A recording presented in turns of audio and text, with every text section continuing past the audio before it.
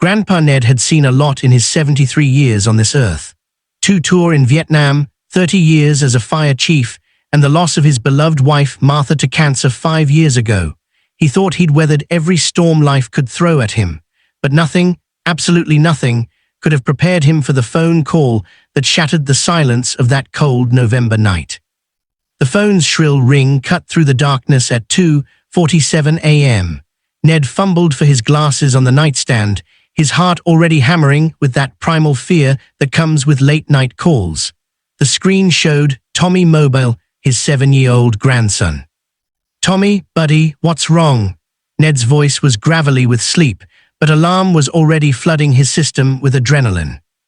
"Grandpa Ned," the small voice was trembling barely above a whisper. "I'm so hungry, he locked me in. Mom won't wake up, I'm scared." The line went dead. Ned was already moving, his military training kicking in before conscious thought could catch up. He grabbed his jeans from the chair, shoved his feet into boots without bothering with socks, and snatched his keys. His daughter Rachel's house was 15 minutes away. He made it in 9, his old pickup truck rattling through red lights on empty streets. Rachel had been struggling, Ned knew that. After her divorce from Tommy's father 2 years ago, she'd fallen into a depression. Then came Derek, smooth-talking Derek with his expensive cologne and fake smile.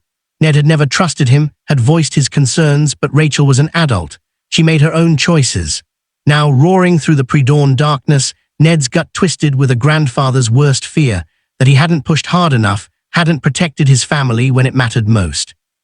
The house was dark when Ned screeched into the driveway, every window black, not even the porch light on. He pounded on the front door, the hollow thudding echoing in the silent neighborhood. "Rachel, Tommy, open up." His fist hammered against the wood until his knuckles ached. Nothing, not a sound from inside. He tried the doorknob, locked, ran to the back door, also locked, peered through windows into darkness so complete it felt malevolent.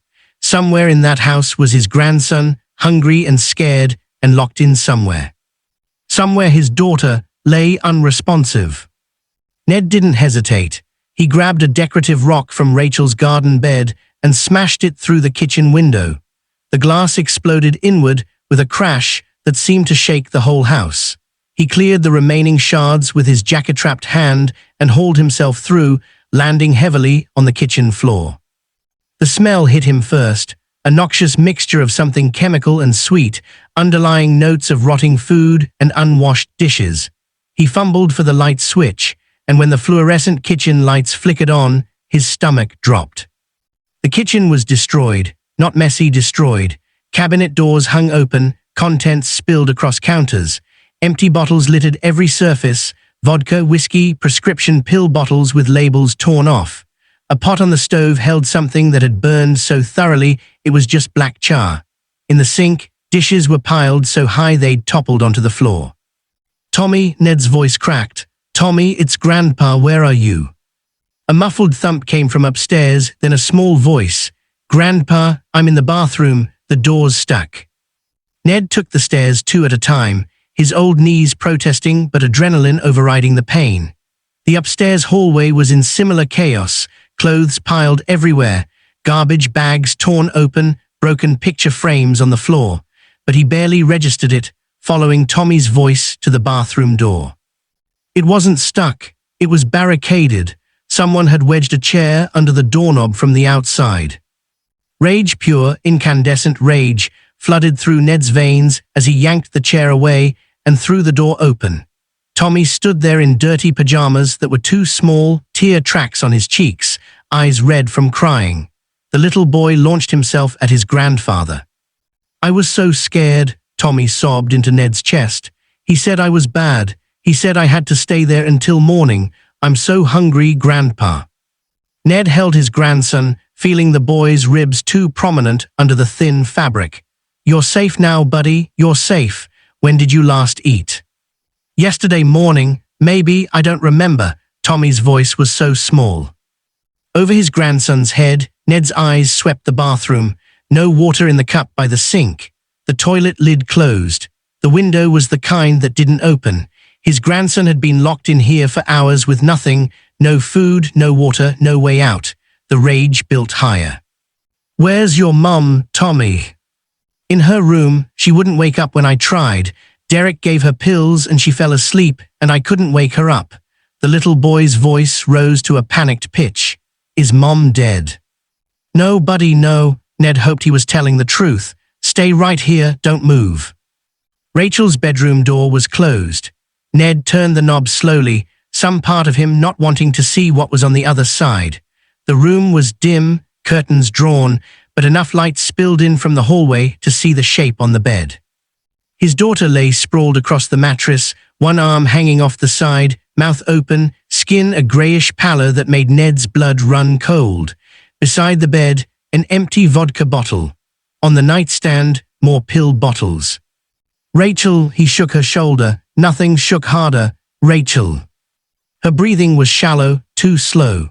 Ned grabbed his phone and dialed 911, fingers trembling so badly it took 2 tries. 911, what's your emergency? My daughter, she's unresponsive, possible overdose, alcohol and pills. He rattled off the address, his voice surprisingly steady despite the terror clawing at his throat. In the doorway, Tommy watched with huge, frightened eyes. Sir, is she breathing? Yes, but barely, shallow, slow. Ambulance is en route. Can you check for a pulse? Ned pressed 2 fingers to Rachel's neck, found the thread of a pulse, weak, irregular. Got one, weak. Good, don't try to make her vomit. Keep her on her side if possible. Help is 3 minutes away. 3 minutes felt like 3 hours. Ned stayed on the line, following instructions, while Tommy hovered in the doorway. When sirens finally wailed in the distance, Ned felt something in his chest unclench slightly. Tommy, go downstairs and unlock the front door for the ambulance, okay? Can you do that for me? The little boy nodded and ran, grateful for a task. The paramedics arrived in a flurry of efficiency, checking vitals, asking questions, loading Rachel onto a stretcher. Behind them came police officers, and that's when things got complicated. Sir, can you tell us what happened here? Ned explained, the call breaking in, finding Tommy locked in the bathroom, finding Rachel unresponsive. As he spoke, one officer photographed the barricaded bathroom, the destroyed kitchen, the evidence of neglect and worse throughout the house. Where's Derek Martinez? The female officer asked, checking a notepad. He's listed as residing at this address. I don't know, Ned's jaw tightened, but when you find him, he better have a damn good lawyer. They searched the house. Derek wasn't there. His clothes were still in the closet, his toiletries in the bathroom, but he'd fled sometime before Ned arrived. The officers exchanged meaningful looks. We are going to need to call Child Protective Services, the female officer said gently. Like hell, Ned's voice was steel. That boy's coming home with me. I'm his grandfather, I've got a clean record, and I've got a spare bedroom. You want to do a background check? Go ahead. But he's not going into the system, not tonight, not ever if I have anything to say about it. The officers conferred, made calls, finally nodded. We'll need to do a home visit within 24 hours, and you'll need to file for emergency custody. I'll have my lawyer on it first thing in the morning. At the hospital, they wouldn't let Tommy in to see his mother. She was in the ICU, they said, getting her stomach pumped, being monitored. Critical but stable. Ned held his grandson in the waiting room, the boy finally falling asleep against his shoulder at nearly 5 a.m. As dawn light began filtering through the hospital windows, Ned made a silent promise to the tiny boy sleeping in his arms. No one would hurt him again. Not Derek, not the system, not anyone. He'd failed to protect Tommy once by not acting on his instincts about Derek. He wouldn't fail again. 3 days later, Rachel woke up. The overdose had been accidental, she sobbed to her father. Derek had been controlling her medications, giving her something to help her sleep, and she'd lost track of how many pills she'd taken. She was devastated about Tommy, devastated about what had happened, ready to do whatever it took to get her son back and her life together. Derek was arrested trying to cross into Mexico.